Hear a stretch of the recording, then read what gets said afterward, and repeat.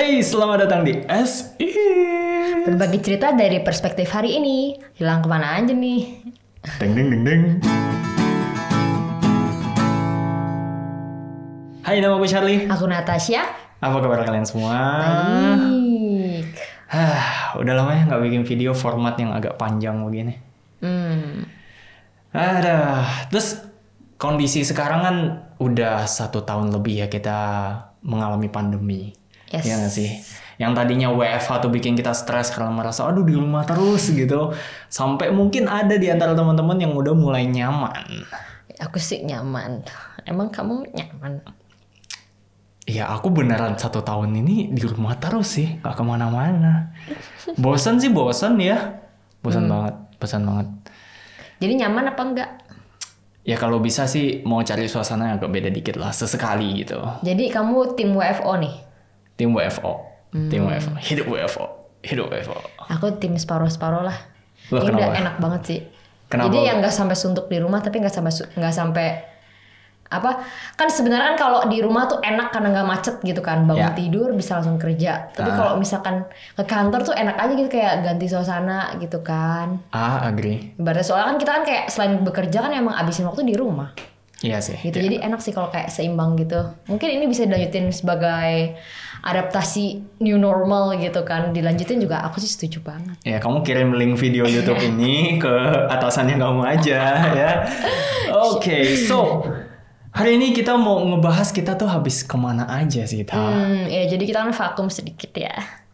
Enggak sih, lama sih, serius. Ini lama banget, kita udah lama gak bikin SIS. Iya tapi kan kita kan ada bikin yang lain. Kita Iya kan sih. bikin TNC kemarin. Kita coba dengan apa ya, cara penyusunan program yang sedikit berbeda gitu loh. Kalau TNC itu lebih ke spontan, kalau yang ini kan lebih ada kayak skripnya gitu.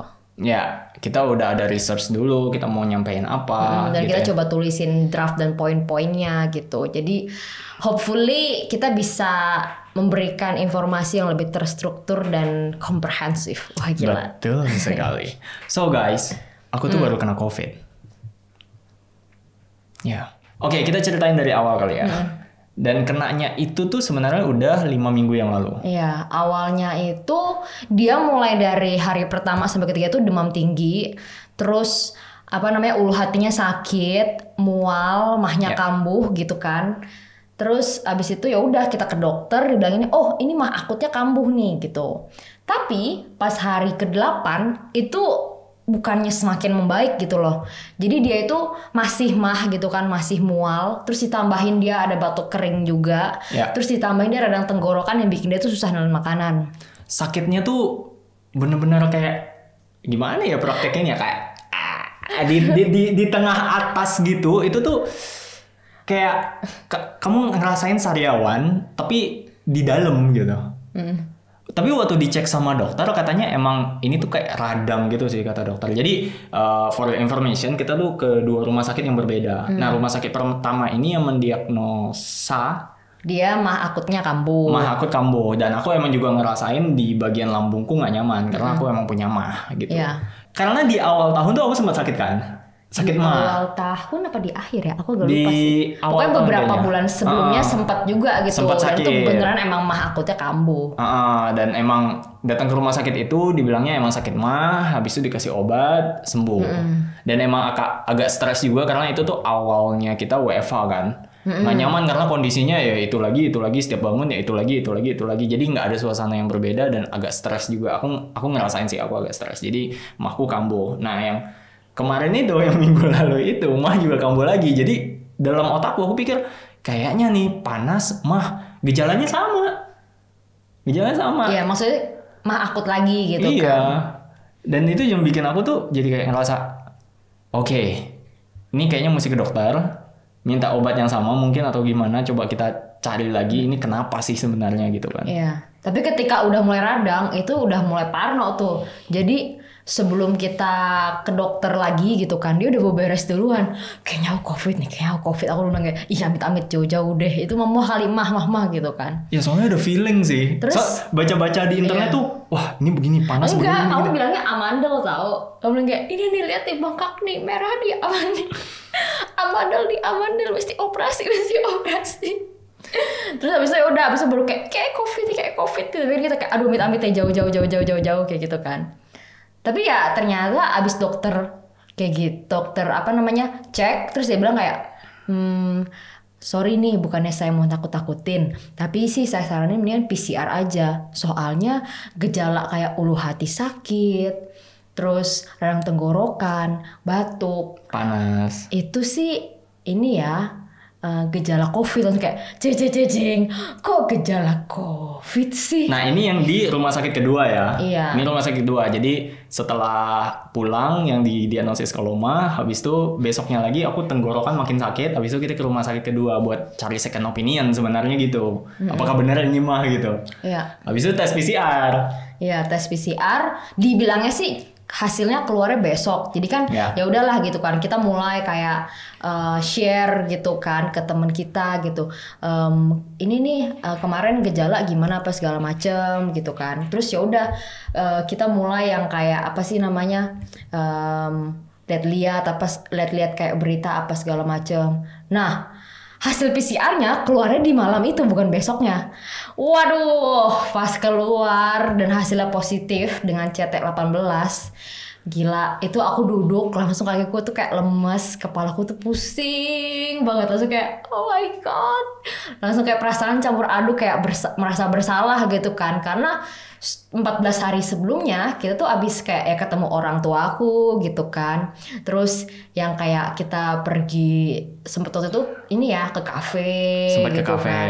Terus ke dokter hewan gitu. Aku udah kayak aduh tidak. Terus kita punya ada satu orang yang emang sering datang setiap minggu sekali buat kita sharing soal video, filmmaking kayak gitu-gitu. Jadi dan dia tuh tetangganya kita. Jadi kayak oh my god. Ya itu udah nggak enak banget. Aku nangis gitu kan, telepon orang tuaku, papa mama maafin.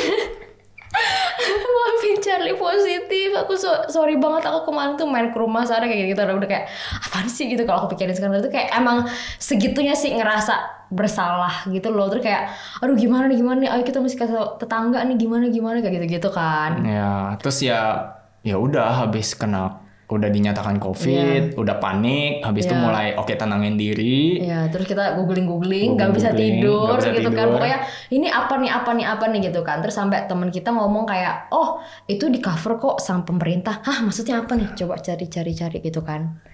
Terus emang katanya tuh yang namanya biaya COVID gitu dari jasa dokter, administrasi, obat-obatan, terus akomodasi dalam artian kamarnya gitu kan, alat apa tuh ventilator, ambulans, sampai kayak amit-amit kayak pengaturan kayak untuk penguburan apa segala macamnya tuh semua ditanggung pemerintah. Yang nggak ditanggung itu cuman kalau kamu upgrade, misalkan kayak kamar yang ditanggung pemerintah adalah kamar kelas 1, tapi kamu upgrade jadi kelas 2, misalnya kamu upgrade jadi kelas 1 atau VIP, itu kelebihan, berarti kamu tanggung sendiri ya gitu loh. Terus kayak misalnya kamu minta vitamin tambahan atau enggak, misalnya ada obat khusus yang enggak yang bukan COVID gitu kan selama perawatan itu kamu bayar sendiri. Tapi selebihnya yang berhubungan sama COVID itu semua ditanggung pemerintah. Sampai kayak OTG pun kita ketemu ya Lia, katanya ada hotel-hotel yang kerja sama pemerintah itu yang biayanya tuh ditanggung sama pemerintah juga. Jadi itu sebenarnya agak cukup tenang. Tapi tidak semudah itu Ferguson. Tidak semulus itu Romeo.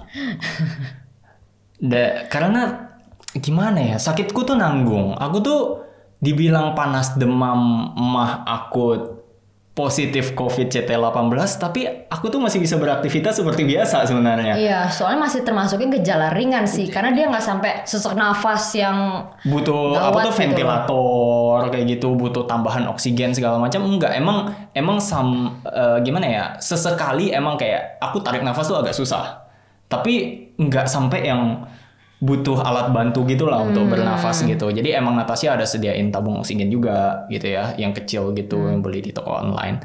Terus kita juga ada beli alat buat mengukur oksigen yang jepit di jari segala macam. Oximeter. Buat mastiin setiap pagi atau habis makan, siang dan malam sebelum tidur tuh oke, ini bisa di tracking gitu lah. Ini udah sejauh mana, kalau misalnya makin akut makin parah, kita juga udah ada surat rekomendasi buat dilariin ke Wisma Atlet. Ya, atau emang yang mesti rawat inap sih. Karena kan Wisma Atlet itu cuma menerima OTG sama gejala ringan. Ketika kita kembali lagi ke rumah sakit dengan membawa hasil PCR yang positif itu, yang ditanyain pertama kali adalah, permisi, ini pembayarannya mau menggunakan asuransi pribadi atau BPJS gitu kan.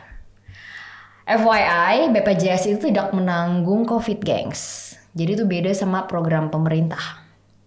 Kayak gitu. Terus ya aku bilang dong, oh saya pakai program pemerintah, gimana caranya? Langsung dijawab sama rumah sakitnya, oh tidak bisa. So aku kan kayak, gue habis begadang, habis shock, habis nangis-nangis gak karuan gitu kan, minta maaf ke orang-orang, minta mereka untuk tes, kalau perlu desinfeksi rumah mereka kayak gitu kan, desinfeksi tempat prakteknya dokterku. Tiba-tiba dia ngomong kayak gitu. Dengan aku udah kayak googling gitu loh barengan sama Charlie gitu. Ini gimana nih. Karena kita tahu banget gitu kan dari kenalan-kenalan kita kalau biaya pengobatan COVID itu nggak murah coy. Seminggu kamu di rumah sakit aja itu bisa 40-50 jutaan. Itu nggak pakai ventilator loh. Beneran cuman kayak ya udah di kamar aja gitu kan.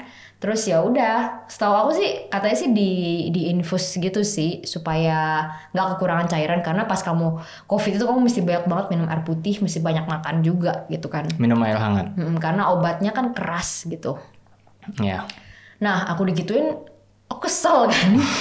Aku ngomel-ngomel itu nakesnya, wah nggak sampai maki-maki sih, cuman aku ngomel aja kayak, Mbak yang bener aja deh. Ini aku baca dari berita ya, semuanya tuh ngomong OTG aja ditanggung gitu hotelnya, apalagi yang udah gejala ringan. Yang bener deh gitu. Kemenkes aja udah ngomong kok, nggak ada rumah sakit yang boleh buat nagihin ke pasien COVID gitu. Dan dia kan udah confirm gitu loh, apalagi yang diperluin. Ya. Kayak gitu. Terus udah kayak, sebentar ya, saya mesti konfirmasi dulu. Ya udah konfirmasi aja. Dan itu agak lama sih. Iya, itu sekitaran sejam sampai 2 jam ya. kita nunggu. Cuman emang nunggunya emang dikasih kayak space khusus buat emang ada ruangan buat isolasi gitu sih. Jadi aku lebih merasa aman sebenarnya. Bukan ruang isolasi, dia kan UGD yang emang kayak ada sekat-sekatnya gitu. Tapi emang di situ ruangan emang ada tulisan isolasi buat pasien COVID. Iya, itu kan jadi dia tuh ada 2 UGD gitu, satu UGD buat yang positif COVID, satu UGD yang biasa gitu kan. Iya. Dan hari itu tuh cuma ada kayak kita sama satu pasien lain. Jadi aku nggak ngerti mereka tuh 1 jam tuh ngapain. Nah aku udah kayak seenak-enaknya aku ngomel-ngomel aja terus gitu kan. Terus habis itu aku coba telepon ke rumah sakit lain gitu loh. Coba tanya gitu.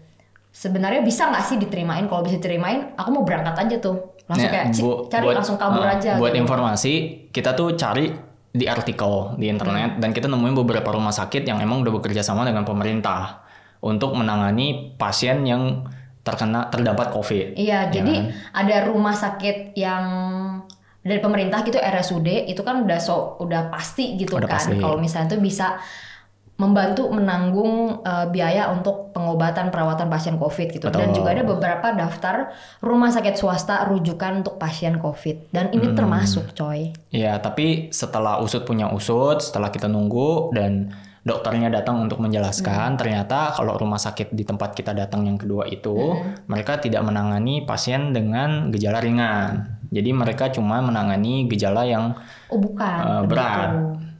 Maksudnya tuh dia bilang kayak gini, oh kalau gejala ringan cuma bisa rawat jalan, kalau gejala sedang sampai berat baru bisa rawat inap di sini.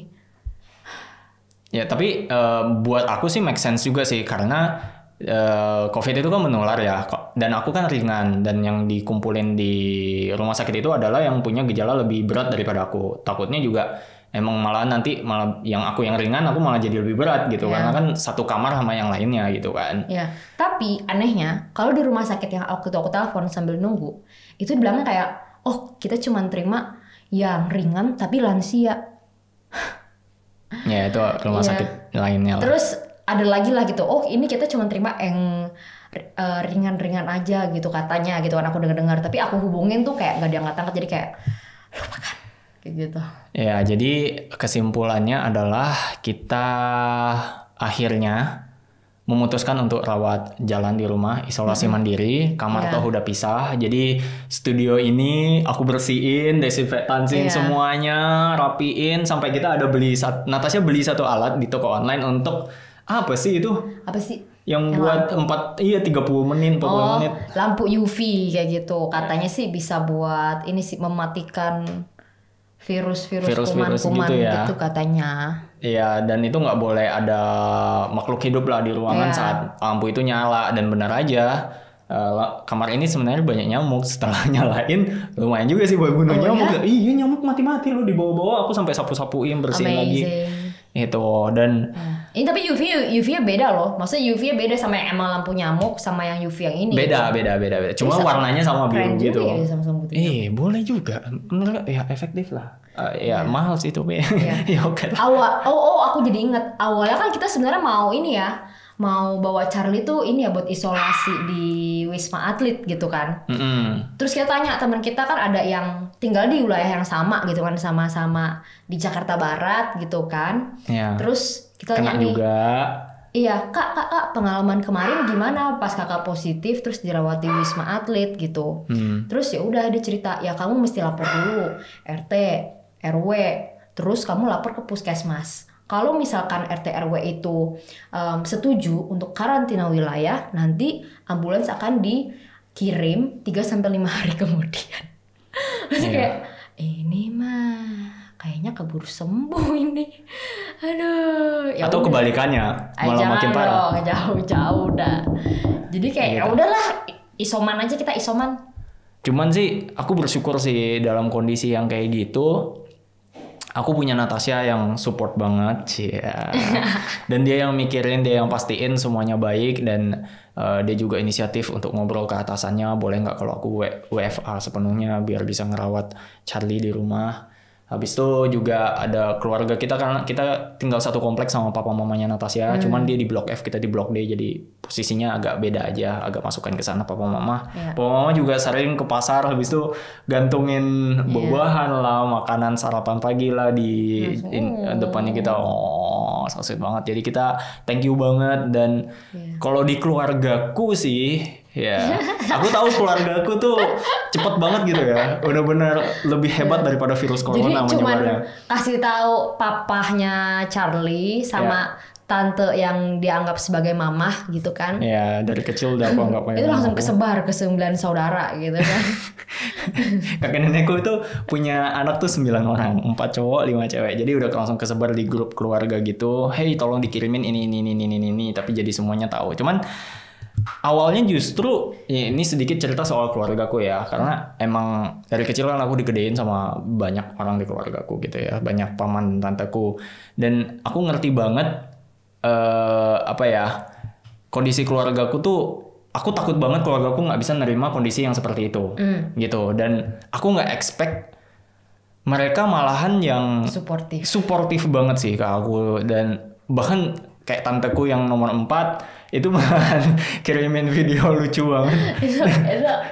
itu membekas banget sih videonya. Itu ada kakek-kakek, habis itu kayak tahu nggak sih kayak teko yang jadul gitu, yang ada moncong yang begini kayak bebek. Itu kan kalau dia masak air gitu, terus kalau udah matang kan embunnya keluar dari situ kan, dari moncongnya itu kan. Iya kan, terus kayak dia kayak menghirup gitu. Itu lucu banget sih. Itu aku ngakak parah sih. Jadi ya dia kirim video-video lucu, terus kata tanteku banyak nonton aja kayak Tom and Jerry gitu-gitu yang pokoknya lucu-lucu. Katanya COVID tuh harus diperangi dengan kebahagiaan. Iya, boleh soalnya lah. intinya imunnya harus naik gitu kan. Dan kita harus happy terus gitu kan. Terus mama angkatku juga langsung dikirimin resep-resep gitu. Tanteku yang paling kecil juga kirimin resep dan sebagainya. Terus papaku juga mastiin kalau kita punya vitamin dan lain sebagainya lengkap apa enggak kayak gitu. Kakak angkatku kirimin buah-buahan segala macam. Kita thank you banget buat supportnya, itu butuh banget sih. So jadi kalau ada teman-teman, ini pesan sponsor ya kalau bisa dibilang. Kalau ada tahu teman-teman kita yang lagi kesulitan COVID, jangan dijudge coy. Jangan dijudge. Jangan dikucilin. Jangan dikucilin juga, jangan dijauhin. Tapi kita butuh dukung mereka, kita butuh support mereka. Justru dari kondisi-kondisi kayak gini, waduh, ini bukan titik terendah sih. Mereka butuh support kita kan. Iya, mereka butuh support kita banget sih. Kayak gitu. Benar. Mental kita soalnya lagi down banget sih. Iya. Gitu. Betul, setuju banget. Jadi kesimpulannya, this is an immune game, guys. Virus itu bisa di mana aja gitu. Bahkan dokter si Anabul gitu kan, dia tuh cerita gitu, dia pernah kena COVID. Sebenarnya tuh dia nyaris gak punya gejala gitu kan, cuman dia ada comorbid, penyakit penyerta gitu. Jadi dia vakum praktek sampai 2 bulan gara-gara COVID gitu kan. Terus dia cerita gitu loh, dia ngobrol sama teman-teman dokternya, katanya ya kalau misalkan kamu mau perangin COVID, itu emang mesti naikin imun gitu loh. Kamu mesti perbagus juga sirkulasi udara di dalam rumah. Karena virusnya bisa di mana aja gitu loh. Bisa aja virusnya sekarang di antara kita gitu kan, dalam rumah, di pucuk-pucuk mana kayak gitu. Karena kan ini menyebarnya lewat udara gitu kan. Dan ukurannya sangat kecil gitu. Jadi kita nggak pernah tahu kapan virus itu masuk. Jadi paling benar adalah kamu emang ningkatin imunnya kita gitu kan. Dan benar kata Charlie, kata tantenya gitu kan. Kebahagiaan itu sangat penting karena dengan kamu bahagia gitu kan, tubuh itu akan memproduksi kayak hormon gitu ya, yang berpengaruh sama imunitas tubuh gitu, meningkatkan intinya. imunnya kamu juga gitu. Selain itu juga olahraga, makan makanan yang sehat, jangan makan junk food terus, jangan Indomie terus. 3 minggu makanan sehat nggak enak. Yang doyannya teh manis setiap hari. Oh iya cuy, aku waktu COVID tuh kangen banget sama McD, kangen banget sama makan-makanan Korea yang sapi-sapi, babi-babi gitu, yang asap-asap gitu ya Tuhan. Habis aku negatif, aku langsung ngajak ayo Tah. Apaan seminggu sebelum negatif udah kayak, Tah aku udah seger nih. Kita yaudah kan kita coba PCR kan, tapi itu CT-nya masih 31, cuman kan kayak itu udah cukup bagus lah dan udah peluangnya sangat kecil banget kan. Udahlah kita beli ya makan-makanan kayak begitu. Iya, mulai beli makanan. Mulai balas dendam gitu. Iya kayak aduh kangen banget sih. Tapi yang waktu itu pas makan itu aku masih belum bisa cium loh. Jadi kayak nggak mantep gitu, sekali makan tuh tawar hambar, nggak ada rasa, nggak ada bau kayak gitu, aneh banget. Makan tuh aneh banget. Coba ngerasain tekstur ya. Iya, sop ikan Batam ya Tuhan, enak banget yang kayak gitu-gitu. Cuman nggak bisa dinikmati dengan nyaman. Ya pokoknya ini imun game, jadi tolong jaga kesehatan semuanya. Pastiin kalian sehat semua, berjemur di pagi hari, olahraga itu penting banget. Jangan keseringan duduk, stretching. Terus kamu udah belum? Aku stretching tahu, aku olahraga tahu. Ya, aku udah mulai olahraga, aku mulai lari-lari lagi. Berapa kali lari-lari? Udah ketiga kalinya di 2 minggu terakhir ini. Ya nggak apa lah ya. Ya nggak apa dong. Step by step.